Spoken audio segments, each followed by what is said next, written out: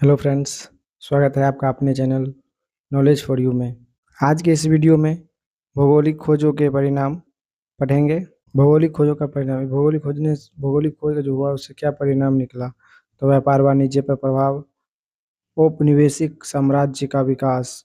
यूरोपवासी सब जैसे भारत आया तो भारत पे अपना उपनिवेश जमाने लगा, उस पर अपना राज करने लगा। वाणिज्यवाद का विकास हुआ, ईसाई धर्म एवं पश्चिमी सभ्यता का प्रसार, दास व्यापार का विकास, भ्रांतियां का अंत एवं भौगोलिक ज्ञान में वृद्धि। भौगोलिक खोजों के परिणाम काफी दूरगामी और महत्वपूर्ण साबित हुआ। ये जो भौगोलिक खोजें हुए उसका जो है ना परिणाम बहुत ही अच्छा रहा। इस घटना ने पहली बार लोगों को संसार के एक वृहत भूखंड से परिचित कराया। ये जो भौगोलिक खोज हुआ इससे जो लोगों को संसार के एक वृहत भूखंड, बहुत बड़ा भूखंड से जो है परिचित कराया, और विश्व के देश एक दूसरे के संपर्क में आया, और विश्व के जो सारे देश थे वो एक दूसरे के संपर्क में आए। एशिया और यूरोप के विभिन्न सभ्यताओं का जो पहले से विलग थी, मतलब जो अलग थी, परस्पर संपर्क स्थापित हुआ।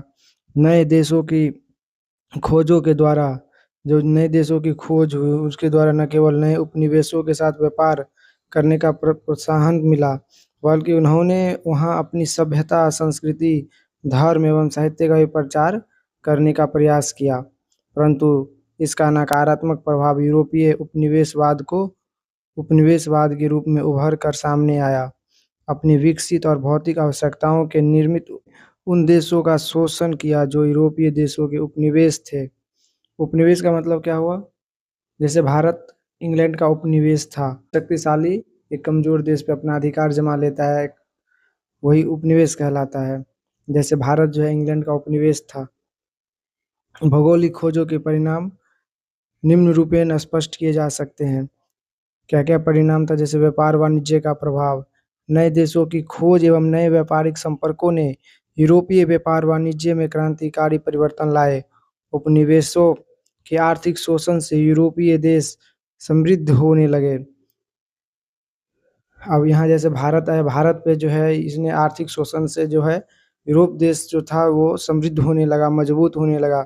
इस प्रगति ने यूरोपीय व्यवसाय यानी यूरोपीय व्यापार को चरमोत्कर्ष पहुंचा दिया, मतलब ये व्यापार को जो है बहुत ऊंचा पहुंचा दिया। फलस्वरूप मुद्रा व्यवस्था का विकास हुआ, हुंडी, ऋण पत्र आदि व्यापक शाख का विकास हुआ। व्यापार अपने स्थानीय स्वरूप से विकसित होकर वैश्विक रूप लेने लगा। नए देशों की खोज के पूर्ण व्यापार मुख्य रूप से भूमध्य सागर और बाल्टिक सागर तक ही सीमित था, परंतु अब इसका स्थान अटलांटिक, हिंद महासागर तथा प्रशांत महासागरों ने लिया। फलतः पेरिस, लंदन, एम्स्टर्डम, एंटवर्प आदि शहर जो है विश्वव्यापी व्यापार के लिए प्रमुख केंद्र बन गया, और यूरोपीय व्यापार पर इटली का एकाधिकार जाता रहा। इसके बदले स्पेन, पुर्तगाल, हॉलैंड, इंग्लैंड, फ्रांस का प्रभाव बढ़ गया। कालांतर में अपने विशाल साम्राज्य को संभालने में स्पेन और पुर्तगाल इतने निमग्न हो गए कि उन्होंने अपना साम्राज्य ही खो दिया।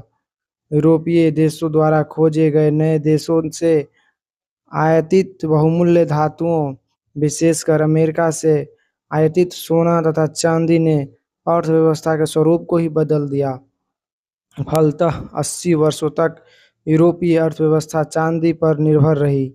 इससे मुद्रास्फीति की स्थिति उत्पन्न हो गई। बदले हुए आर्थिक स्वरूप, व्यापार की प्रधानता बनी और वर्ग संबंधों में परिवर्तन आने लगे। इसके फलस्वरूप समाज के सामंती वर्ग के बदले में व्यापारी वर्ग का प्रभाव बढ़ा।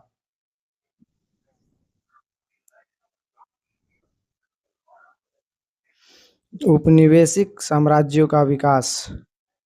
औपनिवेशिक साम्राज्यों का विकास होना शुरू हो गया। भौगोलिक खोजों के उपरांत उपनिवेशों की स्थापना के रूप में साम्राज्यवाद का विकास जारी रहा, और यूरोपीय राष्ट्रों में तीव्र प्रतिस्पर्धा भी चलती रही। इसके फलस्वरूप व्यापार के माध्यम और स्वरूप में भी परिवर्तन आए। व्यक्तियों की जगह अब संगठित व्यापारिक कंपनियां ने व्यापार का संचालन आरंभ किया, और इसी उद्देश्य से विशेषाधिकार तथा अन्य सुविधाएं प्राप्त करने के लिए ये कंपनियां प्रयत्नशील हुई। England, Holland, Sweden, Denmark, France आदि देशों में ऐसी कंपनियां स्थापित हुई। इनमें से कुछ कंपनियां व्यापारियों के द्वारा प्रायोजित थे और कुछ राज्य द्वारा। आगे अमेरिका, अफ्रीका, ऑस्ट्रेलिया तथा अन्य द्वीप समूहों में उपनिवेश एवं बस्तियां बसाई गई।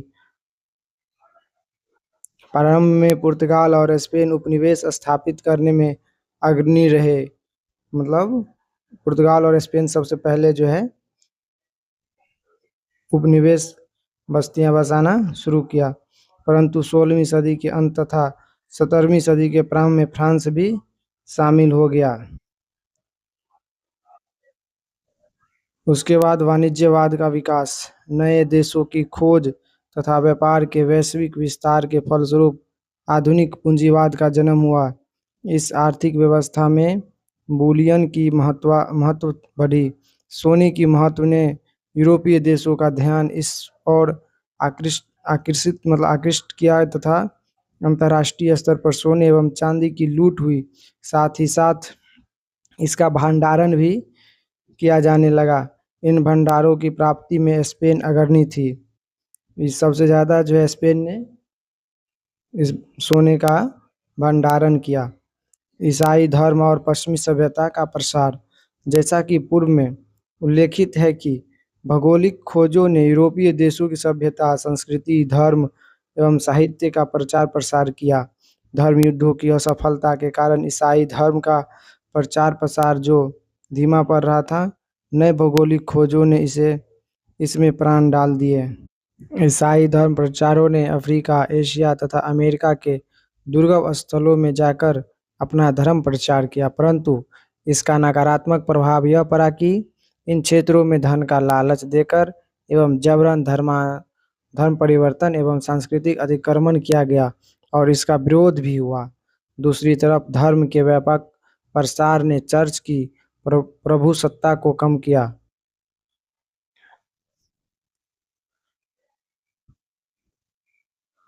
भौगोलिक खोजों के कारण हुई ज्ञान में वृद्धि से तत्कालीन धर्म के विषय में कई प्रश्न उठ खड़े हुए। धर्म को भी तर्क की कसौटी पर कसा जाने लगा, जिसने धर्म सुधार आंदोलन की पृष्ठभूमि का निर्माण किया। उसके बाद आगे दास व्यापार का विकास। भौगोलिक खोजों के परिणाम स्वरूप विकसित हुई व्यापार वाणिज्य में मानव श्रम की महत्ता ने दास व्यापार को प्रोत्साहित किया। नए अन्वेषित क्षेत्रों अमेरिका, अफ्रीका तथा ऑस्ट्रेलिया के मूल निवासियों को पकड़कर उन्हें यूरोप के बाजारों में बेचा जाना शुरू हुआ। आरंभ में गुलामों का व्यापार व्यक्तिगत स्तर पर था, किंतु 16वीं शताब्दी के अंत में इसने बाकायदा व्यापार का रूप धारण कर लिया। इन गुलामों से जंगल को काटने, खेती करने, सड़क बनाने, जहाजों में ईंधन झोंकने आदि कठिन कार्य करवाने जाते थे तथा इन पर अमानवीय बर्बर अत्याचार किए जाते थे। इस प्रकार भौगोलिक खोजों का यह नकारात्मक परिणाम था कि इसने तथाकथित सभ्य एवं विकसित लोगों द्वारा अविकसित, भोले भाले एवं कमजोर लोगों का शोषण किया। उसके बाद भ्रांतियां का अंत एवं भौगोलिक ज्ञान में वृद्धि। भ्रांतियों का अंत हुआ और भौगोलिक ज्ञान में वृद्धि हुई। भौगोलिक खोजों ने भौगोलिक ज्ञान के संदर्भ में व्याप्त भ्रांतियों को तोड़ने का कार्य किया। इससे चर्च द्वारा प्रसारित अवधारणाओं पर उंगली उठने लगा। कालांतर में यह यूरोप में धर्म सुधार आंदोलन का कारण बना। नए गोलार्ध के आविष्कारक से यूरोप की क्षुद्रता और दुनिया की महत्ता की अभूतपूर्व जानकारी ने मनुष्य को नए नए आविष्कारों के रास्ते पर खड़ा कर दिया। इसका संदेश स्पेनिश सिक्के सामने और भी है से स्पष्ट होता है। बढ़े हुए सामुद्रिक गतिविधियों ने समुद्री यात्राओं में उपयोगी विभिन्न उपकरणों यथा नक्शे, कंपास, नक्षत्र प्रणाली आदि के विकसित होने का अवसर प्रदान किया। इससे संबंधित विद्वानों एवं पेशेवर वैज्ञानिकों के वर्ग का जन्म हुआ। कालांतर में इसी वर्ग के पुनर्जागरण में महत्वपूर्ण भूमिका अदा की। अन्य परिणाम, भौगोलिक खोजों के अन्य परिणाम, भौगोलिक खोजों से विभिन्न प्रकार की नवीन फसलों का अंतर महाद्वीपीय आदान प्रदान हुआ। जैसे यूरोप में कहवा, चाय, गन्ना, मक्का, आलू, तंबाकू, नील आदि नवीन वस्तुओं का प्रवेश हुआ तथा यूरोप के माध्यम से चाय, कॉफी, तंबाकू, आलू का भारत जैसे देशों में आगमन हुआ।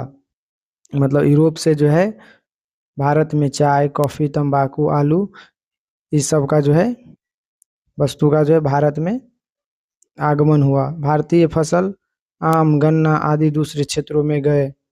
इस प्रकार कहा जा सकता है कि भौगोलिक खोजों ने विश्व की एक नई रूपरेखा सामने लाई। विचारों में परिवर्तन आए तथा वैज्ञानिक विचारों की मान्यता मिली तथा वैज्ञानिक विचारों को मान्यता मिली। धार्मिक अंधविश्वास टूटने लगे। दूसरी तरफ नए क्षेत्रों के अन्वेषणों तथा नवीन मार्गों की खोज के फलस्वरूप पूंजीवाद, वाणिज्य और साम्राज्यवाद का विकास हुआ। इसने दुनिया का यूरोपीकरण कर दिया। अन्य परिणाम, यूरोप विशेषकर इटली में नए नगरों का उद्भव, भूमध्य सागर के महत्व में वृद्धि, पूंजीवाद, वाणिज्यवाद और साम्राज्यवाद का विकास, नौसैनिक क्रियाकलापों में वृद्धि। इस तरह से भौगोलिक खोजें जो है चैप्टर 1 हमने पढ़ा, लाइन बाय लाइन पढ़ा और समझा। अब इसके बाद हम नेक्स्ट वीडियो में पार्ट 3 में इसका अभ्यास प्रश्न करेंगे, जिसमें से वस्तुनिष्ठ प्रश्न, दीर्घ उत्तरणीय प्रश्न और लघु उत्तरणीय प्रश्न करेंगे। तो फ्रेंड्स, अगर आपको वीडियो अच्छा लगा हो तो वीडियो को लाइक करें, चैनल को सब्सक्राइब करें। अब इससे आगे शॉर्ट नोट्स देख लेते हैं। जैसे भौगोलिक खोजों के परिणाम। भौगोलिक खोजों के परिणाम, विश्व के विभिन्न भागों के बीच संपर्क और व्यापार बढ़ा। यूरोप का आर्थिक, राजनीतिक और सामाजिक विकास हुआ। उपनिवेशों की स्थापना हुई। नए वस्तुएं, फसलें और जानवर एक स्थान से दूसरे स्थान पर पहुंचे, जैसे आलू, टमाटर, मक्का आदि। अमेरिका के मूल निवासियों की जनसंख्या में भारी कमी आई। दास व्यापार का बढ़ावा मिला। यूरोपीय देशों में पूंजीवाद के विकास में सहायता मिली। याद रखने योग्य बात है कि 1498 ईस्वी में वास्को डी गामा भारत के कालीकट केरल में जो वहाँ पे कालीकट पहुंचा। यह भारत का समुद्री मार्ग खोजने वाला पहला यूरोपीय था। महत्वपूर्ण तथ्य, खोजकर्ता, वर्ष और खोज या उपलब्धि।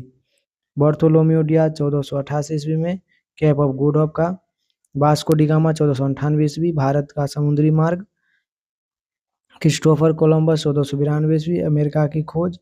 जॉन केबोट 1497 में जो उत्तरी अमेरिका की खोज की। और फर्डिनेंड मैगेलन जो है पृथ्वी की परिक्रमा करने वाला पहला अभियान पूरा किया, मैगेलन। और परीक्षा में जो पूछे जाने वाले कुछ संभावित प्रश्न हैं, जैसे भौगोलिक खोजों क्या है, भौगोलिक खोजों के दो कारण लिखिए, वास्को डी गामा, ये सब जो है एग्जाम के व्यू से इम्पोर्टेंट है। तो फ्रेंड्स, इसके आगे की वीडियो में पार्ट 3 में हम पूरा क्वेश्चन आंसर करेंगे, उसके बाद नेक्स्ट चैप्टर पढ़ेंगे। तो फ्रेंड्स, अगर आपको वीडियो अच्छा लगा हो तो वीडियो को लाइक करें और चैनल को सब्सक्राइब करें।